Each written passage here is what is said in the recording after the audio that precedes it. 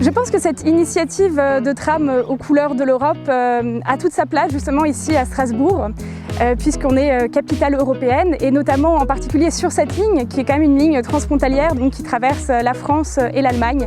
Ce tram est vraiment symbolique parce qu'il relie des peuples qui dans le passé se sont déchirés et qui aujourd'hui construisent des choses et construisent leur avenir ensemble. Ce qui est important pour moi en tant que citoyen allemand qui vit à Strasbourg, j'aime bien qu'on nous rappelle que c'est sur le niveau européen qu'il faut agir.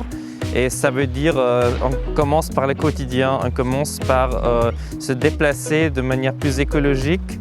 L'Europe doit être un continent neutre en carbone à l'horizon de 2050.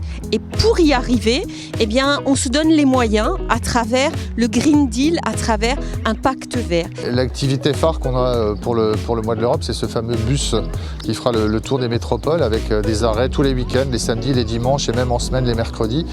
Avec dans l'objectif, c'est d'informer les citoyens qui passeront sur ces places sur l'Europe, sur son fonctionnement. Souvent, il y a des personnes qui disent justement on ne nous entend pas, on ne prend pas en compte nos questions ou nos propositions. Et là, ce sera parfait justement pour pouvoir le faire. Donc n'hésitez pas, prenez la parole, exprimez-vous. Il y a une plateforme justement en ligne qui a été ouverte pour cela, avec différentes thématiques qui sont abordées, notamment autour de la mobilité, de l'énergie.